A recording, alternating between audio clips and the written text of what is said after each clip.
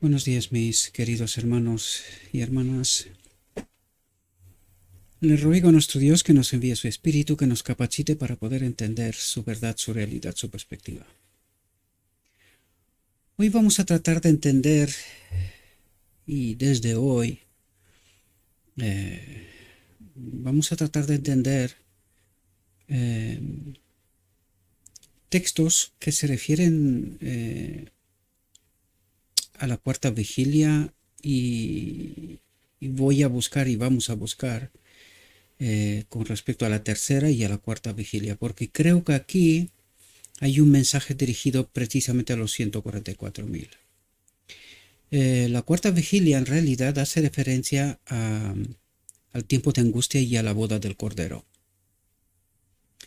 Me he dado cuenta a raíz de textos que he tratado de entender y me he dado cuenta que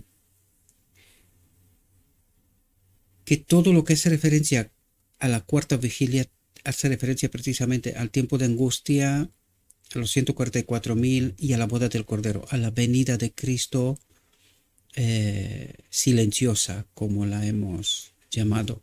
De hecho, el Espíritu Profecía la tituló así. En algunas de nuestras reflexiones tratamos algunos textos. Hace tiempo que me da vueltas por la cabeza este asunto y cada vez más he ido profundizando y me he dado cuenta que hace referencia la cuarta vigilia, cuando hace alguna mención a la cuarta vigilia, hace referencia al tiempo de angustia y a la boda del Cordero. Aquí quiero haceros un ruego, una petición. Ayudadme a encontrar todos los textos que hacen referencia a la tercera vigilia y a la cuarta vigilia. Y yo también buscaré textos, ¿verdad? Ya sabéis que se me da bien buscar textos en el Espíritu Profecía. Sin embargo, recordad que los 144.000 están unidos en propósito. Por lo tanto, a todos mis hermanos, sobre todo a los que están en el grupo de Telegram, y a los de YouTube que me siguen, ¿verdad? Que siguen esta reflexión, o que me siguen a mí, no, por favor. Esto es un error. Que siguen las reflexiones, que tratan de entender la verdad, ¿verdad? Por favor, todos los textos que podéis encontrar con respecto a la tercera vigilia, a la cuarta vigilia, dejadme el link, la referencia del texto donde está, y prometo que haré una síntesis de todos esos textos. No serán muchos, os lo digo de verdad, no serán muchos. No hay, bueno, hay muchos, pero no tanto tan claros, ¿verdad? Con referencia a la boda del Cordero. Porque estos textos en realidad son los diamantes escondidos y no son tantos, ¿verdad? Tanto en la palabra de Dios como en el Espíritu Profecía. Por lo tanto, os pido por favor, en nombre de Cristo Jesús os lo pido, échame una mano para poder encontrar esos textos y tratarlos. Necesitamos entender esta realidad, ¿verdad? Creo que es de suma importancia y necesito vuestra ayuda en este sentido, ¿verdad? Porque hay mucho que investigar y volver a tratar estos asuntos con mayor entendimiento, con mayor profundidad, ¿verdad? Dicho esto, vamos a entrar en la reflexión porque no sé cómo, pero cada vez estoy más liado. Gano menos dinero, pero tengo mucho trabajo que hacer, ¿verdad? Y que se tiene que hacer, por supuesto. Pero esto no es un problema, porque trataremos también esos temas. Los 144.000, su dedicación es Cristo y nada más. Y de hecho este texto realmente habla sobre los 144.000 y trataremos también esto de paso, ¿verdad? Es una sugerencia, luego trataremos, porque en Espíritu Profecía hay mucho texto al respecto, ¿verdad? Por lo tanto, la reflexión de hoy está titulada La cuarta vigilia de la noche. Vamos a ver si conseguimos hacer una serie. Yo he encontrado poquitos textos por ahora, pero hay que tratar de buscar en inglés, hay que tratar de buscar en español, hay que tratar de buscar en el idioma que fuera, ¿verdad? Luego haremos las traducciones. Pero necesitamos entender estos textos. Tercera vigilia, cuarta vigilia, ¿verdad? No hay tantos, pero necesitamos saber cuántos hay y qué es lo que nos cuenta, ¿verdad? Y esto es lo que necesitamos entender. Bien, vamos a entrar en la reflexión. La reflexión de hoy es un trozo de un manuscrito, una carta dirigida a James White por la sierva, y de esta carta donde habla de un evento, ¿verdad? De una salida, de un viaje con un barco al mar, y en esta salida, pues, la sierva hace una reflexión al respecto. Pero necesitamos entender, fijaos, el año 1876. Es decir, esta iglesia, a partir de los años 70, de los inicios de los 70, hasta el 88, estaban en plena convulsión, en plena tormenta, empiezan a aparecer problemas en el medio, ¿verdad? Y la sierva está pensando, preocupándose por estas cuestiones, ¿verdad? Yo he sacado unos párrafos que los que nos importa, ves aquí estamos en el párrafo 10, lo anterior os dejo como siempre el enlace en la descripción, y vosotros estudiad, pero creo que no tiene tanta relevancia con respecto a lo que tratamos nosotros, ¿verdad? Puede ser en otros aspectos, pero en cuanto a la cuarta vigilia, simplemente trataremos lo que nos cuenta con respecto a este asunto, ¿verdad? Y dice lo siguiente: hoy iba a escribir sobre Cristo caminando sobre el mar y calmando la tempestad. Oh, cómo esta escena quedó grabada en mi mente. Es decir, que es de gran importancia, ¿verdad? Y en realidad es de grandísima importancia. El hermano Chittenden dice que la hermana White parece muy feliz, pero no dice una palabra a nadie.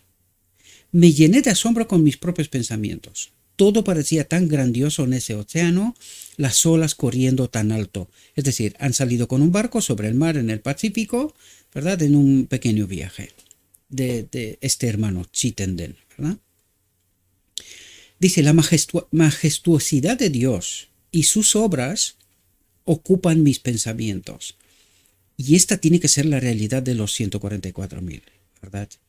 No puede ser otra, porque ellos no se dedican a las cuestiones de este mundo, sino a Cristo. Les interesa Cristo sobre todas las cosas, ¿verdad?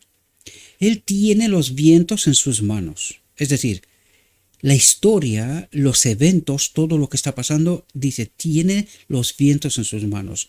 Él controla las aguas. Cuando habla de aguas, habla de multitudes, ¿verdad? De la humanidad en sí, ¿verdad?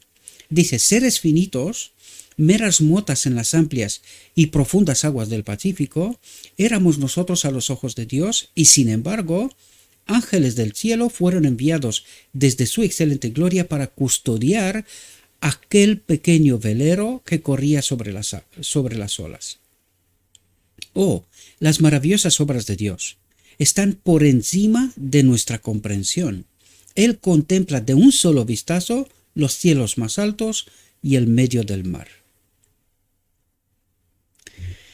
Dice que vividamente se presentaba en mi mente la barca con los discípulos batiendo las olas. Dice, la noche era oscura y tempestuosa. Dice, su maestro estaba ausente. ¿En qué momento sabemos nosotros que el pueblo de Dios estará sin Cristo? En el tiempo de angustia. Pero sin Cristo entre comillas, porque lo vais a ver que en realidad no es así. Simplemente es el tiempo de angustia, es la prueba final. Y aquí la pregunta clave es, y nosotros lo decimos una y otra vez, y incluso en la última reflexión, curiosamente, del grupo que tenemos, de gente que ven estas reflexiones y que se supone que son lo que más entienden, alguien dio un no me gusta. No es porque me importe, ¿no? Pero estoy tomando el pulso, ¿no? De lo que está pasando.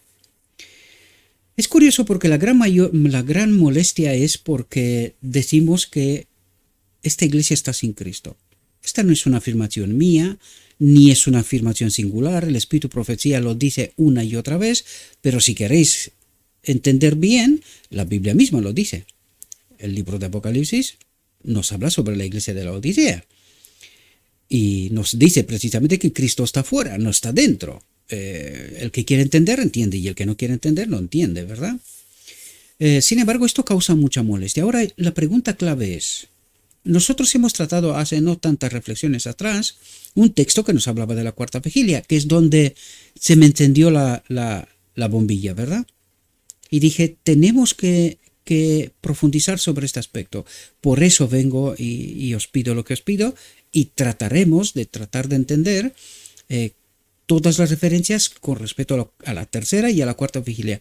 A la tercera creo que hemos hablado hace algunas reflexiones bastantes para atrás de un capítulo del conflicto de los siglos que hacía referencia precisamente al remanente final, que era 1844-1888, a la primera en realidad, ¿verdad? Y ahí encontramos alguna referencia, pero creo que allí hablaba de la tercera vigilia. Sin embargo, la cuarta vigilia hace referencia estricta al tiempo de angustia y a la boda del Cordero. Sabemos que el tiempo de angustia finaliza en realidad para los 144.000 con la boda del Cordero, aunque después de la boda del Cordero se da el decreto divino, ¿verdad? El decreto de muerte, perdón. Sin embargo, una vez que estamos conectados, recibimos la plenitud, sellados, la visión de los dos tronos también nos habla de esto en su final, ¿verdad? En su parte casi final. Dice, la sinagoga de Satanás adorará a los santos, una vez que ha pasado a la boda del Cordero. Por lo tanto, el pueblo de Dios está sellado, está seguro, ¿verdad? Por lo tanto, el decreto de muerte, viene después, pero no tiene ninguna, ¿cómo diría yo? No nos afecta en nada, porque los mismos ángeles serán enviados para que nos protejan. Alguna reflexión vimos, incluso recibimos 2 o 3 ángeles que nos protejan en este tiempo de angustia, de tormenta, podríamos decir, para el mundo. El pueblo de Dios en aquel momento ya es sellado, ¿verdad? Pero es curioso. ¿Qué es el tiempo de angustia? Es precisamente el momento, el culmen de la fe, por decirlo de alguna manera, en donde el pueblo de Dios es probado si confía exclusivamente en Cristo. ¿No? En la primera visión de los primeros escritos nos habla del camino angosto, ¿verdad? Y ahí en este camino angosto habla del pueblo de Dios. Y dice, en inicio el pueblo va con carros, con todo lo que tiene, van empezando el camino, ¿verdad?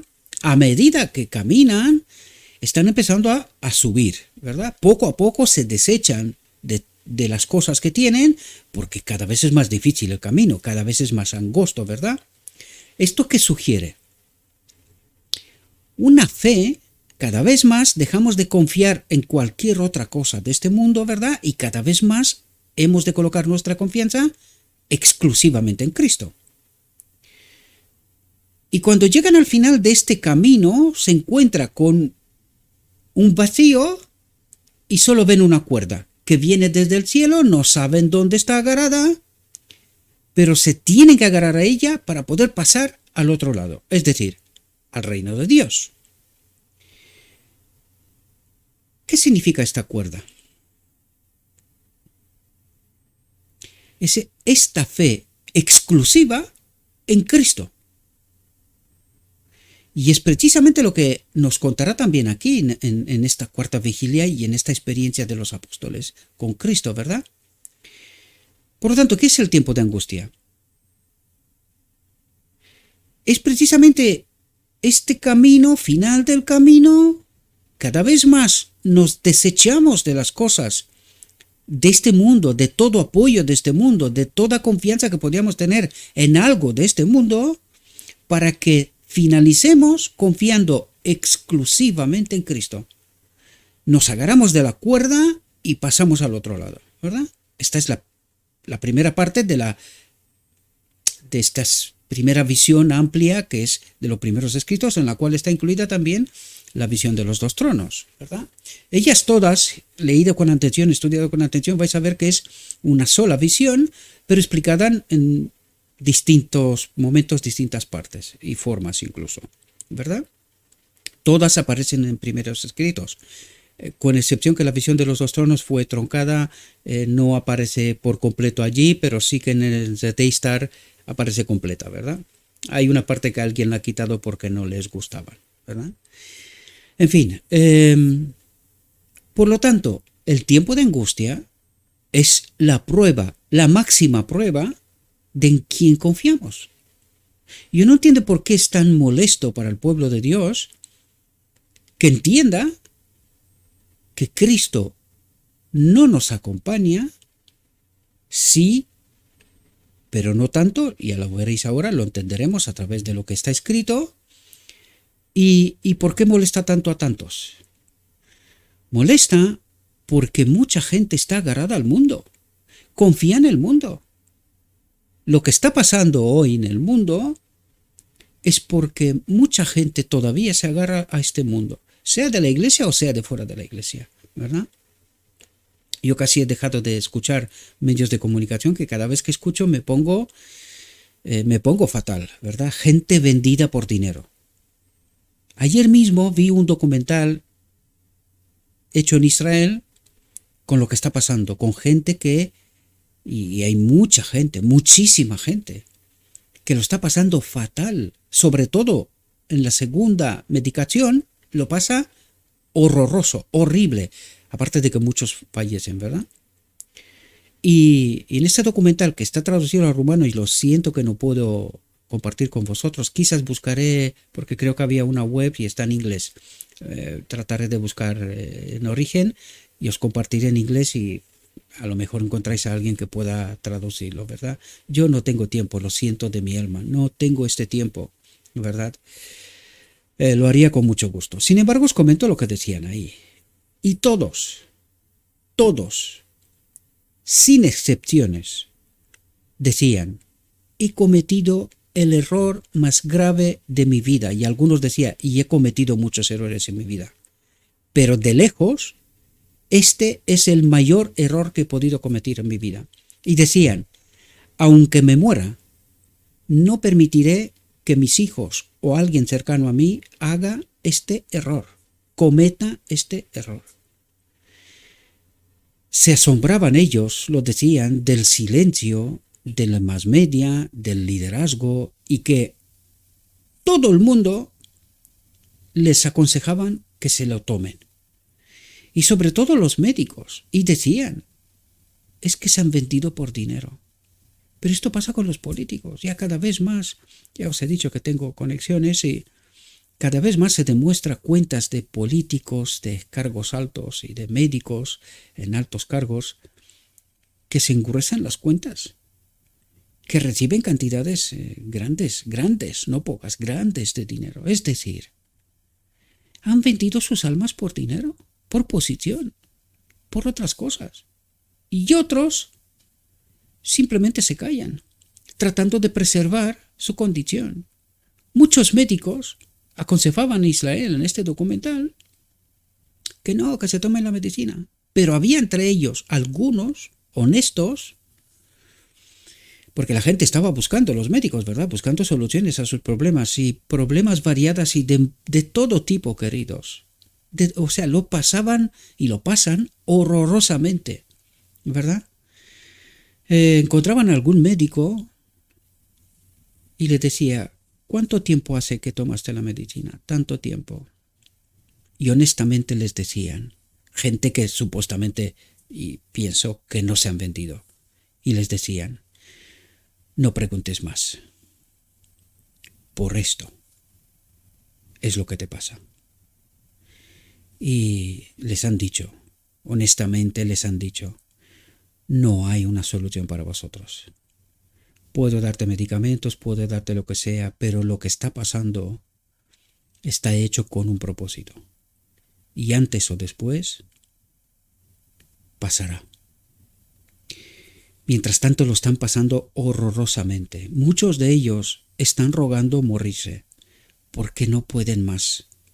no pueden más. Yo sé que es un mensaje horroroso y quizás no sería lo que debería de comentaros, ¿verdad? Quizás. O sí, no lo sé.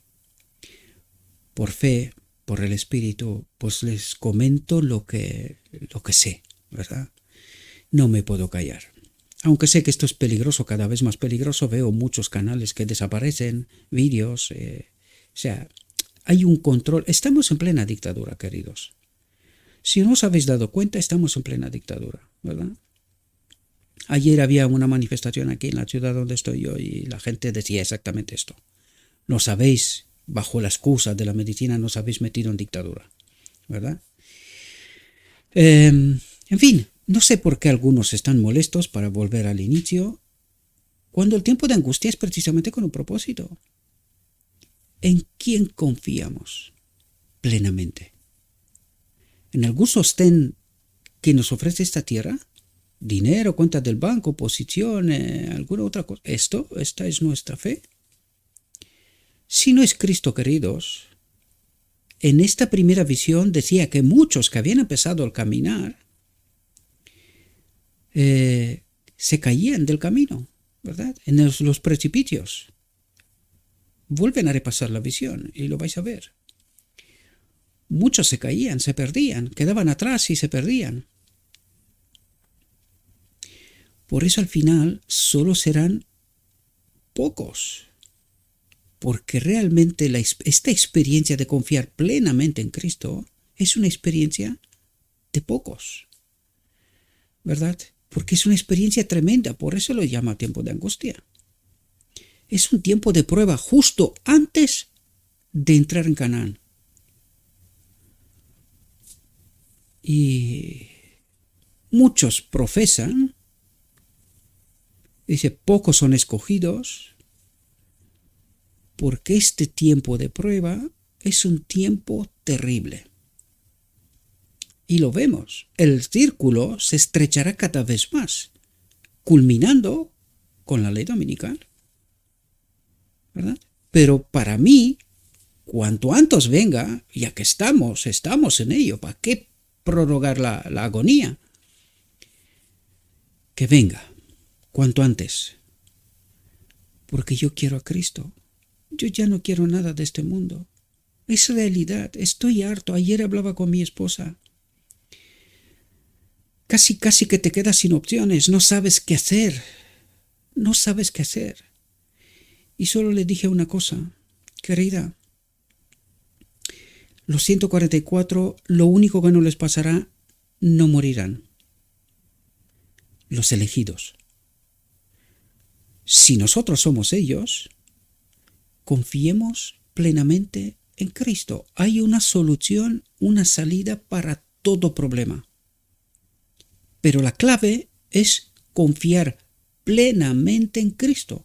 Estar preparados para este momento, que ya estamos en el tiempo de angustia. Porque por eso tratamos de entender la cuarta vigilia. Estamos en el tiempo de angustia, ¿verdad?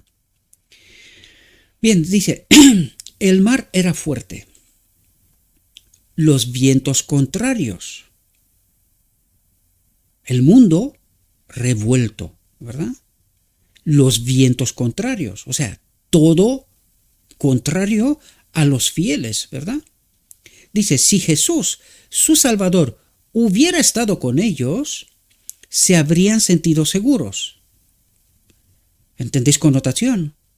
Cristo no está con nosotros porque estamos en tiempo de angustia, ¿verdad? Si Jesús, su Salvador, hubiera estado con ellos, se habrían sentido seguros. Durante toda la larga y tediosa noche espiritual, el mundo sin Dios, ¿verdad? Se aferran a sus remos, forzando su camino contra el viento y las olas. Forzando su camino contra el viento y las olas. ¿Camino hacia dónde? Ahora lo entenderemos, ¿verdad? Dice, se ven acosados por el peligro y el error. ¿De qué nos habla aquí? Del tiempo de angustia. Ahora vais a ver que en todo esto, este mar convulsivo, este mundo convulsivo, todo contrario, solo hay algo que es seguro. El barco. Están asentados sobre un fundamento seguro. La verdad. Los 144.000 conocen toda la verdad. Es un fundamento seguro. Y el barco representa precisamente en este mar atormentado, convulsivo, en este mundo angustiado, los apóstoles, los discípulos de Cristo están asentados sobre un fundamento seguro. La verdad, toda la verdad. ¿Verdad? Dice, eran hombres fuertes. ¿De quién habla aquí? De los 144.000. Eran hombres fuertes, acostumbrados a las dificultades y a los peligros, y no se dejaban intimidar fácilmente por el peligro, por vientos de doctrina, por cosas falsas, ¿verdad? Porque estaban asentados sobre un fundamento seguro, ¿verdad? La verdad. Cristo, si queréis, ¿verdad? Y estudiamos todos estos asuntos. Fijaos. Dice, esperaban llevar a su Salvador a bordo del barco en un punto determinado. Esperaban llevar a su Salvador a bordo del barco en un punto determinado. Dice, pero ¿cómo podrían llegar a ese lugar sin él? ¿Cómo podemos pasar el tiempo de angustia sin él? Dice, todo fue en vano. El viento estaba en contra. Las fuerzas de los remeros estaban agotadas y, sin embargo, la despiadada tormenta no había amainado, sino que azotaba las olas con furia como si fuera a engullir la barca y a ellos mismos. ¿Aquí de qué habla? Del tiempo de angustia, de la realidad, y como este mundo irá estrechando el círculo de tal manera que al final solo quedarán los 144.000, el remanente fiel, ¿verdad? Y dice, las olas azotaban con furia como si fuera a engullir la barca y a ellos mismos, ¿verdad? Engullir la verdad y a este pequeño remanente. Oh, cómo anhelaban a Jesús. ¿Dónde tenían mirada fijada? En Jesús. ¿Ahora entendéis la cuerda del final del camino estrecho? Es Jesús. Sus ojos están y su mente está en Jesús centrada, no en las olas ni porque están remando. Es decir, tienen esperanza, saben a dónde van, esperaban llevar a su Salvador a bordo del barco en un punto determinado. Es decir, no están desanimados, sin embargo, todo le va en contra. Por eso nos decía antes, sin embargo, la despiadada tormenta no había amainado, sino que azotaba las olas con furia como si fuera a engullir la barca y a ellos mismos. Es decir, puestos a prueba al máximo. Porque no pueden pasar en el reino de Dios dudando, sin ser limpiados del todo. Entended el día de la expiación, la purificación del pueblo. Han de ser limpiados, han de ser probados, porque necesitan la aprobación del universo. Todos los mundos nos tienen que recibir y recuerden que Jesús es el garante, tanto para nosotros, de expiación total y completa, de unión con el Espíritu, pero también para el cielo, que no volveremos a desconfiar de Dios. Él es el garante, ¿verdad? Oh, ¿cómo anhelaban a Jesús? En el momento de mayor peligro, la ley dominical, cuando lo daban todo por perdido, entre los relámpagos de la cuarta guardia de la noche, relámpagos de la cuarta guardia de la noche, y ahí viene cuarta vigilia, cuarta guardia, ¿vale? Estas son palabras claves, por eso digo, cuando buscáis, tratad de buscar palabras claves, todas estas, cuarta guardia, cuarta vigilia, tercera guardia, tercera vigilia, son palabras claves en donde se puede buscar en el Espíritu Profecía, en el Centro White, ¿verdad? Dice, la cuarta guardia de la noche se les revela Jesús. Se les revela Jesús. Ahora, recordad que esta no es la venida visible. Esta es la venida silenciosa. Recuerden que están en el medio del mar, donde está solo Cristo y los apóstoles, en medio del mar. ¿Y dónde está el mundo? O sea, en la tierra, ¿verdad? Están lejos. Sin embargo, están solo ellos y Cristo. Por lo tanto, esta es la boda del Cordero. La venida esta silenciosa, donde se les revela Jesús caminando sobre las aguas, es la venida silenciosa, es la boda del Cordero. Hemos tratado esto. Si no lo habéis visto este material, pues está en el canal, id para atrás y traten de entender, ¿verdad? Pero el material está ahí. Dice, se les revela Jesús caminando sobre las aguas. Entonces Jesús no se había olvidado de ellos. Por eso decía yo, en el tiempo de angustia están sin Jesús, sin embargo Jesús sí que está vigilante sobre su pueblo, sobre todo sobre su remanente, porque en el momento de mayor peligro, cuando lo daban todo por perdido, allí es cuando Jesús aparece. Para que Jesús pueda aparecer justo en este momento, tiene que ser vigilante, es decir, estar presente con su pueblo, ¿no? De alguna manera. Su ojo vigilante, ahora nos explica precisamente esto, su ojo vigilante de tierna simpatía y amor compasivo los había observado durante toda aquella temible tormenta. Los había observado, pero tenían que pasar por esto. Tenían que pasar el examen, ¿verdad? En su mayor necesidad, Él está cerca de ellos. En su mayor necesidad. ¿Cuándo? Justo al final. Justo cuando viene la ley dominical y allí sí o sí se verá quién es quién, ¿verdad? Y el mundo luego dará un decreto de muerte precisamente para este remanente final. Pero Dios se anticipa con la boda del Cordero, ¿verdad? Con la unión de lo divino y lo humano. Por lo tanto, los hijos de Dios ya no pueden ser tocados. ¿Por qué? Porque la misma presencia de Dios está en su templo. La visión de los dos tronos lo explica claramente, ¿verdad? Él les había dicho dónde encontrarse con Él. Y esto es una frase clave. ¿Dónde nos había dicho Cristo que nos encontramos con Él? Por eso os decía al principio que hay muchas referencias en la Biblia, lo que pasa es que hay que entenderlas, ¿verdad? Hay que ir en las capas profundas. Hay muchas referencias a la boda del Cordero, ¿verdad? La parábola de las vírgenes y otros textos, ¿verdad?, que hacen referencia a la boda del Cordero. ¿Dónde nos había dicho Cristo que nos encontramos con Él? Después del tiempo de angustia, en la boda del Cordero, donde el hombre es restaurado, será hecho parte de esta nueva humanidad, esta nueva creación, ¿verdad?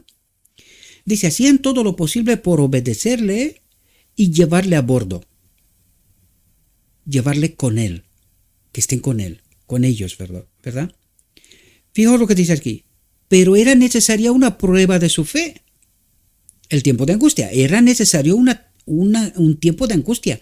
Era necesaria su propia cruz personal.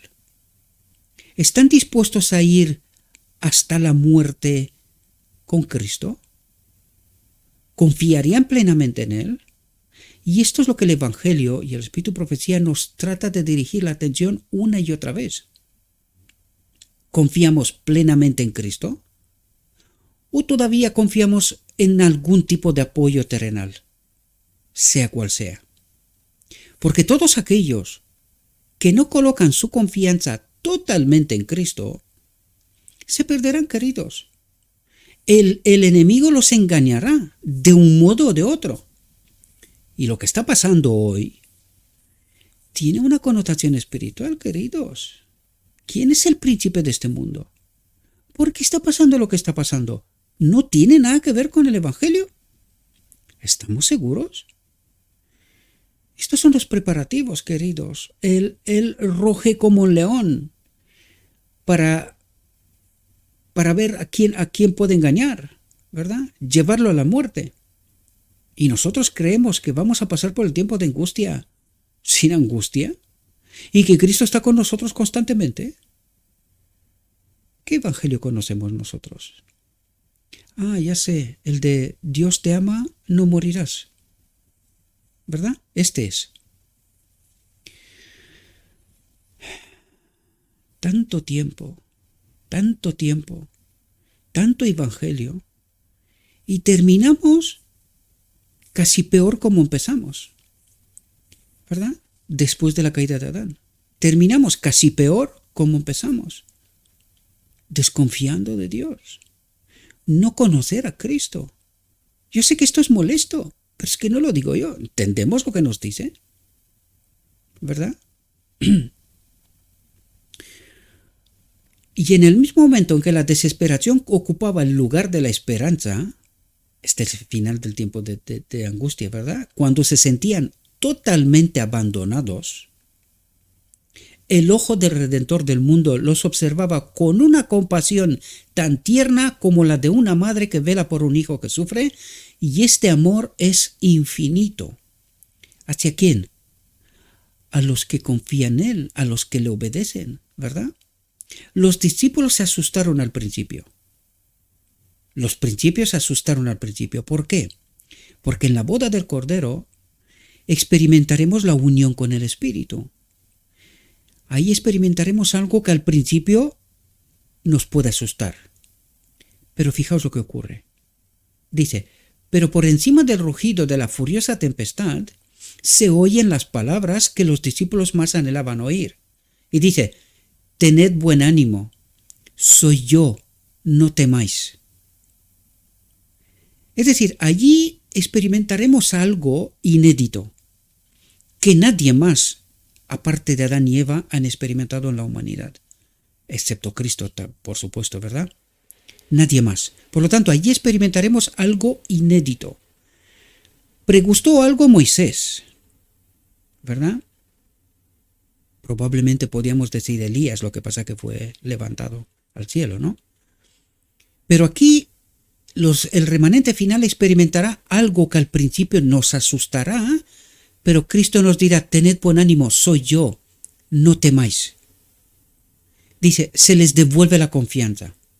Jesús es Jesús, dicen, Jesús es Jesús, se dicen de uno a otro. No temáis, es Jesús, el Maestro. En este evento de la boda del Cordero, nosotros experimentaremos algo inédito en esta unión de lo divino y lo humano, ¿verdad? Podríamos decir, es la experiencia, el proceso revertido de lo que experimentó Adán cuando se separó, ¿verdad? De la gloria de Dios y de repente experimentó la muerte, vio la caída de las hojas, vio la naturaleza cómo se trastorna, pues nosotros venimos desde allí experimentando lo contrario, ¿verdad? Tened esta confianza, por eso dice, tened buen ánimo, soy yo, no temáis, a pesar de lo que está pasando en el mundo, porque después del decreto de muerte empiezan las plagas, ¿verdad? Por lo tanto, fijaos cómo este texto nos habla precisamente de la boda del Cordero. La cuarta vigilia, la cuarta guardia, hace referencia precisamente al tiempo de angustia y a la boda del Cordero, si os dais cuenta, ¿verdad? Dice, Jesús dijo a los vientos y a las olas, a las aguas agitadas, paz, calma. Recordad que en la visión de los dos tronos, esto hace referencia precisamente a lo que os comento ahora. En la visión de los dos tronos dice que una vez que el pueblo de Dios es sellado, ha participado de la boda del Cordero, ya tienen el Espíritu, la plenitud del Espíritu, ¿verdad? Dice que la sinagoga de Satanás adorarán a los santos. ¿Pero quién están los santos? La plenitud del Espíritu, ¿verdad? Y ahí dice, Jesús dijo a los vientos, a lo que está pasando, ¿verdad? A los que nos quieren matar, el decreto de muerte, ¿verdad? Y a las olas, a las aguas agitadas, multitudes, aguas es multitud de gente, ¿verdad? Aguas agitadas, paz, calma. Y allí es cuando en la visión de los dos tronos nos dice que la sinagoga de Satanás adorará a los santos, pero en realidad ¿a quién adoran? A Cristo. ¿Os dais cuenta? Y es Él que dice, paz, calma, no nos pueden tocar más, ¿verdad? Dice, oh, cuántas veces nos hemos encontrado en nuestra experiencia en una situación similar a la de estos discípulos.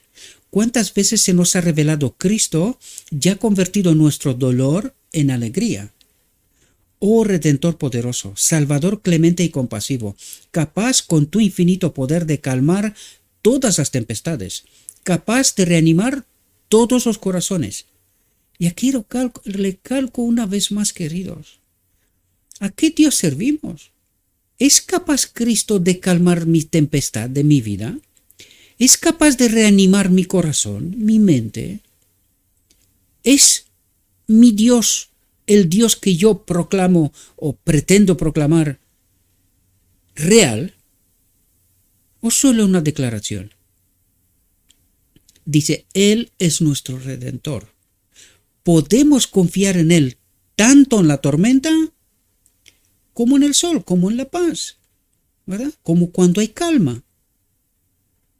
Él tiene que ser una presencia real, constante para mí. Y esta es la máxima experiencia que nosotros tenemos que llegar, y es lo que procura que esto se defina, ¿verdad? Se separe justamente en el tiempo de angustia. Los que confían plenamente en Cristo y los que literalmente serán engañados, ¿verdad? Porque ya sabemos que no toda la iglesia será salva. No lo digo yo, está en el Evangelio. Si no entendemos esto es porque alguien nos cuenta un Evangelio que no es, ¿verdad? Bueno, mis queridos hermanos, este fue el primer texto. Vuelvo a recalcar, os pido por favor, aquellos que sois estudiosos del Espíritu y Profecía y tratáis todos los días de leer y entender, mandadme por favor textos que encontráis con referencia a la tercera vigilia, tercera guardia, tercera generación y cuarta vigilia, cuarta guardia, cuarta generación, ¿verdad? Textos que, por lo que me estoy dando cuenta y tal como lo vemos, hace referencia al tiempo de angustia y a la boda del Cordero, ¿verdad? Os agradezco anticipadamente por este esfuerzo, ¿verdad? Y espero que me dejáis vuestros textos y espero que esta reflexión os pueda ayudar en vuestro estudio personal, ¿verdad? Como siempre digo, no tenéis que confiar en lo que yo digo. Aquí tenemos el texto, lo escrito está. Reflexionemos sobre él, estudiémoslo, no sin el Espíritu, invitando a Cristo, ¿verdad? Que nos lo explique. Y pues tomemos nuestras decisiones, actuemos en consecuencia, ¿verdad? Os deseo, mis queridos hermanos, que tengáis un próspero día y que en todo lo que os he dicho, os lo he dicho en nombre de Cristo Jesús. Amén.